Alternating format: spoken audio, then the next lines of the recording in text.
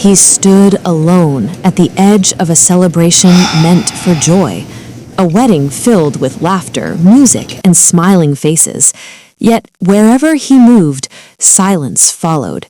Chairs shifted, eyes turned away, hands tightened around purses and glasses. No one asked who he was or why he was there. They had already decided. To them, he was just a black man who didn't belong. But what they didn't know was that his presence carried a truth powerful enough to stop the ceremony, freeze the room, and force every guest to confront their own prejudice. Because when the bride finally said his name, nothing would ever be the same. He had learned long ago how to move through spaces without drawing attention, not because he lacked confidence, but because experience had taught him that being noticed often came with a cost. In rooms where he was the only black face, every step felt measured, every glance interpreted before it was understood. So he learned to arrive quietly, to stand respectfully, to exist without disruption. His life, by most standards, was steady. He worked hard, kept his world small, and carried himself with a calm that came from years of endurance rather than ease. Each morning followed the same rhythm: responsibility first, reflection later. There was pride in the routine, even if it rarely earned recognition. He believed in showing up, even when no one expected much from him. The wedding invitation had surprised him, not because he doubted his connection to the couple, but because events like this often came with invisible boundaries. He had hesitated before accepting, weighing whether his presence would feel like an intrusion.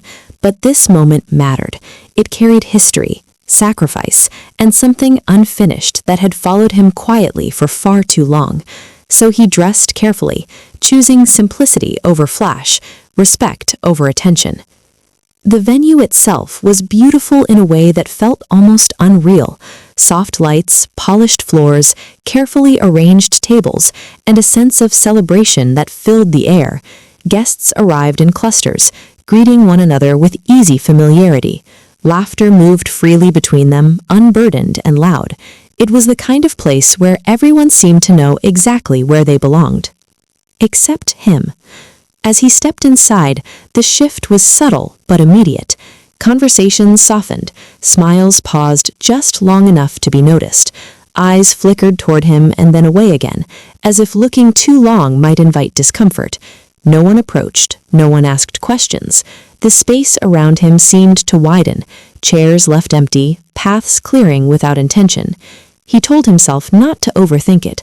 Weddings were busy, people were distracted, but the feeling lingered, heavy and familiar. He had felt it in stores, at meetings, in neighborhoods he passed through without stopping. The unspoken assessment, the quiet suspicion, the way assumptions formed faster than understanding. He took a seat near the back, careful not to block anyone's view, careful not to seem out of place. From there, he watched the room fill with warmth that never quite reached him. Families leaned into one another, friends exchanged stories, cameras flashed, joy moved freely, but it moved around him, never through him. What no one in that room knew was how much it had taken for him to be there. This wasn't just a wedding, it was a crossroads, a moment tied to a past shaped by choices, by absence, by a truth that had been carried quietly for far too long.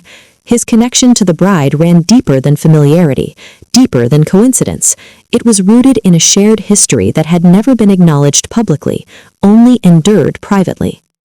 As the ceremony preparations continued, the distance between him and the rest of the room felt deliberate, even if no one spoke it aloud. Every avoided glance reinforced a narrative they had already written for him. He became a question no one wanted to ask, and a presence no one wanted to explain. Yet he remained still, patient, present. Because he knew something they didn't. He knew that before the day was over, this room would be forced to confront not just who he was, but what they had assumed he could never be. And when that moment came, the silence they had wrapped around him would no longer protect them from the truth they had chosen to ignore. The celebration was moving forward, unaware that it was standing on the edge of something far bigger than a wedding, something that would expose how quickly judgment replaces understanding, and how easily humanity is overlooked when comfort is prioritized over truth. And as the music softened and attention turned toward the ceremony, he waited, quietly carrying a reality that would soon make every whispered assumption impossible to escape. As the ceremony drew closer, the room grew louder, fuller, and more defined in its divisions. Guests settled into their seats with an ease that came from belonging. Groups leaned together, exchanging knowing smiles and shared histories. Yet around him, the space remained conspicuously open, as if an invisible line had been drawn that no one wanted to cross. The distance was not accidental, it was chosen. He felt it in the way people adjusted their posture when passing him, in the way eyes lingered just long enough to measure him before turning away. He had become a presence that disrupted comfort, not because of anything he had done, but because of what others believed he represented. In their minds, he was out of place, and that alone was enough to justify the unease. The weight of those assumptions pressed down quietly but relentlessly. He had carried it before, in offices where his competence was questioned before he spoke, in neighborhoods where curiosity hardened into suspicion, in moments when silence felt safer than explanation. But here, in a room built for celebration, the contrast was sharper. Joy surrounded him, yet he remained untouched by it. As guests continued to arrive, the whispers grew more frequent. They moved quickly, passing from ear to ear, shaped by imagination rather than truth. No one asked him anything directly. No one wanted clarity. Questions might have humanized him, and that felt risky. It was easier to let uncertainty fill the gaps, to let bias do the work that empathy refused to. He noticed how staff members glanced in his direction more often than necessary, not hostile, but alert, watchful, the kind of attention reserved for potential problems. Each glance reminded him that in spaces like this, his presence was often interpreted as a risk rather than a guest. He adjusted his posture, straightened his jacket, and remained still. He had learned that stillness was sometimes mistaken for compliance, and compliance for safety. Time moved strangely. Moments stretched, heavy with unspoken tension, then snapped back into motion as laughter erupted elsewhere. The room felt divided into two realities, one of celebration and one of quiet endurance. He existed firmly in the latter, waiting without knowing exactly what he was waiting for, only that leaving was not an option. Memories surfaced uninvited. Other rooms, other gatherings. Other moments where he had been tolerated rather than welcomed. He remembered the times he had been asked to prove his right to exist in a space others entered freely, the explanations he had rehearsed but never used, the fatigue that came from always being ready to justify himself. Here, the stakes felt higher. This was not a random encounter or a passing slight. This was a moment tied to years of history, sacrifice, and restraint. His connection to the bride was not something that could be summarized easily, and that complexity made it dangerous. Dangerous to reveal too soon, dangerous to reveal at all. Yet hiding it had come at a cost that was now visible in every avoided glance. As the minutes passed, discomfort began to shift into something sharper. The longer he remained unexplained, the more suspicion filled the void. Some guests leaned toward one another, their expressions tightening, their eyes flicking back toward him. He could feel narratives forming, stories written without his consent. Each one painted him as an intruder, an outsider who had slipped past whatever gate was meant to keep people like him out. He wondered how easily a single assumption could change the trajectory of a moment, how quickly fear could replace curiosity, how often silence was mistaken for guilt. These were not new thoughts, but they felt heavier here, amplified by the setting and the stakes. This was a wedding, a symbol of unity, yet it had become a mirror reflecting division. The music softened as preparations intensified. Attention shifted toward the front of the room, and for a brief moment he hoped the focus would move away from him entirely. But even as eyes turned forward, awareness of his presence lingered. He had become a question that hovered in the background, unresolved and uncomfortable. He considered leaving. The thought came quietly, offering relief. He could slip out unnoticed, spare himself and everyone else the tension. It would be easy. He had done it before, choosing self-preservation over confrontation. But something held him in place, a sense of responsibility, a belief that absence would only reinforce the assumptions already made about him. So he stayed. With each passing moment, the atmosphere thickened. The distance between him and the rest of the room felt less like space and more like a boundary. He noticed how staff members subtly repositioned themselves, how their attention lingered just a bit longer when they looked his way. Nothing overt, nothing explicit, but enough to send a clear message about who was being watched. The injustice of it all settled deep in his chest.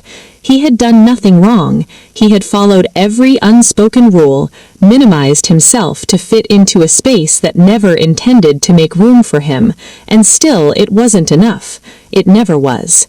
The realization brought a familiar mix of anger and resignation, emotions he had learned to carry quietly. As the final preparations were made and the room collectively held its breath, he remained where he was, calm on the surface, resolute beneath it. He had endured the stares, the distance, the quiet exclusion, but the story was no longer theirs to control. The moment arrived without warning, yet it felt inevitable. The air in the room shifted, heavy and electric, as attention slowly gathered toward the front. What had once been a celebration now felt suspended, as if every breath depended on what would happen next. The man remained seated, hands steady, expression controlled, even as the tension around him reached its peak. All eyes moved forward. The ceremony was beginning. The bride appeared, radiant and composed, her presence commanding the room with quiet authority. Applause rippled outward, filling the space with sound that briefly drowned out everything else. For a moment it seemed as though the night might proceed as planned, that the unspoken discomfort would be buried beneath tradition and ritual. But something lingered. The man could feel it, the pressure of unfinished truth pressing against the walls of the room. He had carried that weight for years, learning how to live with it, how to fold it neatly into the corners of his life so it wouldn't spill into moments like this. Yet here it was now, demanding space, refusing to remain hidden any longer. As the ceremony progressed, the distance between him and the rest of the guests felt sharper than ever. The assumptions surrounding him had hardened into certainty. To many, he was no longer just unfamiliar. He was a threat, an error, a presence that needed explaining. The injustice of it burned quietly, not as rage, but as a deep, aching exhaustion. Then the bride's focus shifted. Her gaze moved across the room with intention, unhurried and deliberate. It passed over faces filled with expectation and pride, over people who felt secure in their understanding of the day and their place within it. And then it stopped. It landed on him. The pause was brief, but it fractured the room. The collective breath held by the guests tightened, confusion rippling through them like a sudden chill. The man felt it instantly, the weight of being seen, not as a curiosity, but as a certainty, not as a question, but as an answer. The silence that followed was absolute. In that stillness, years of assumption collided with a truth no one had prepared for. The room, once so confident in its judgments, now felt unsteady. Eyes darted between the bride and the man, trying to reconcile what they thought they knew with what was unfolding before them. This was the moment he had prepared for without ever truly expecting. the moment he had feared and accepted all at once. His heart pounded, not with panic, but with resolve. Whatever happened next would strip away the safety of anonymity. There would be no returning to the edges of the room, no slipping quietly back into invisibility. The bride's expression did not waver. There was no hesitation, no doubt, only recognition. The impact was immediate and unmistakable. Faces stiffened, postures shifted. The narrative the guests had constructed collapsed under its own weight. The man they had avoided, the presence they had silently judged, was no longer distant or undefined. He was central, essential, connected to the very heart of the moment they had gathered to witness. Shock spread through the room in waves. Some guests leaned forward unconsciously, as if proximity might help them understand what they had missed. Others recoiled inward, confronted by the sudden exposure of their own assumptions. The ease that had once filled the space evaporated, replaced with an uncomfortable clarity. For the man, the moment was both crushing and liberating. The injustice he had endured was no longer quiet. It was visible, undeniable, and impossible to dismiss. Every avoided glance, every whispered suspicion, every calculated distance now stood exposed beneath the weight of truth. He felt a strange calm settle over him, not because the pain had vanished, but because it had finally been acknowledged, if only indirectly. The silence surrounding him no longer felt isolating. It felt charged, alive with realization.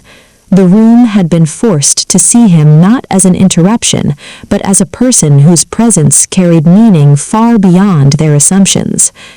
The bride's recognition transformed the space instantly. What had been a private endurance became a public reckoning. The guests were no longer passive observers. They were participants, confronted with the consequences of their unspoken judgments. The man remained seated, grounded, unflinching. He did not need to move or speak. His existence alone now carried the weight of the moment.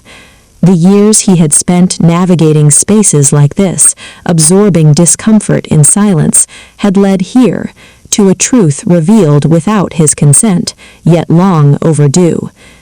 The celebration had become something else entirely. No longer just a wedding, it was now a mirror, one that reflected not only love and union, but bias, fear, and the cost of quiet discrimination. The guests could no longer look away. The story they had written in their minds had been rewritten in front of them, and there was no editing it back to comfort. As the silence stretched on, heavy with realization, the man understood something with painful clarity.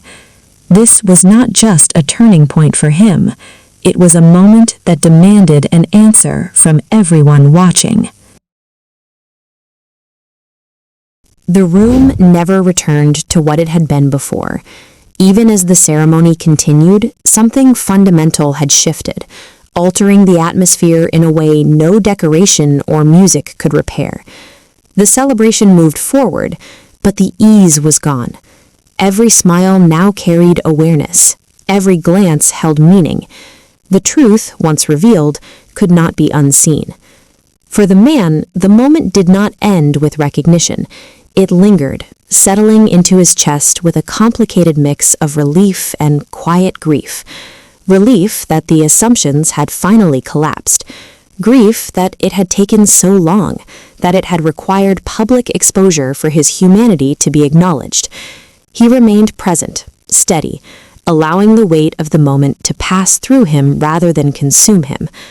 As the ceremony concluded, guests began to disperse, but their movements were slower, more deliberate. Some avoided his gaze out of discomfort. Others looked at him for the first time without suspicion, as if seeing a person rather than a projection. The silence that followed him earlier was gone, replaced by something heavier, reflection. He did not seek apologies. He did not wait for validation. What had happened was larger than individual reactions. It was about the systems of thought that had allowed him to be judged so quickly, so confidently, without evidence or understanding. It was about how easily people had accepted exclusion as normal, as harmless, as justified. Leaving the venue, he felt the familiar exhaustion of having survived yet another moment that demanded resilience. But there was something different this time. The burden was no longer entirely his. The room had witnessed the cost of its assumptions, and that witnessing mattered. Change did not always arrive loudly or immediately. Sometimes it began as discomfort, as an unease that refused to fade. In the days that followed, the moment echoed beyond the wedding itself. It lived on in conversations that were suddenly more cautious, more self-aware, in silences that felt heavier because they were no longer innocent. For some, the memory became an uncomfortable lesson. For others, a call to examine moments they had dismissed before as insignificant. For the man, life continued much as it had before: work, routine, responsibility. But the experience left a mark, not a wound, but a reminder of how close invisibility and exposure could be, how fragile belonging truly was, how often dignity depended not on character but on perception. Yet it also reinforced something else, that presence matters, that showing up, even when it is uncomfortable, even when it costs something, can force moments of truth into the open. He had not planned to become a symbol or a lesson. He had only shown up as himself, and sometimes that was enough to disrupt deeply held beliefs. The story of that day was not unique. It reflected a reality lived by millions who navigate spaces where they are tolerated but not trusted, seen but not understood. People whose identities trigger assumptions before introductions. People who carry histories others never have to consider. This was not just a story about a wedding. It was about how quickly judgment replaces curiosity, about how silence enables injustice, about how often humanity is conditional, granted only after proof is demanded and provided. The impact of moments like this does not always appear dramatic. There is no clear resolution, no universal apology, no neat ending. Instead, there is the slow work of reckoning, of recognizing bias where it has been normalized, of questioning instincts that have gone unchallenged for too long. For viewers, the story asks something quietly, but insistently. It asks whether they have ever been part of a room like that one, whether they have ever made space or failed to make space for someone who did not fit their expectations, whether they have ever chosen comfort over understanding. Because racism does not always announce itself loudly. Sometimes it whispers. Sometimes it hides behind politeness, tradition, or silence. And sometimes it only becomes visible when a moment forces the truth into the open. The man walked away from that day changed, but not broken. He carried forward with him the knowledge that while injustice may be persistent, it is not invisible, that moments of reckoning, however uncomfortable, have the power to shift perspectives and start conversations that matter. And for everyone watching, the question remains: the next time you find yourself in a room where someone is being quietly excluded, judged, or avoided, will you notice?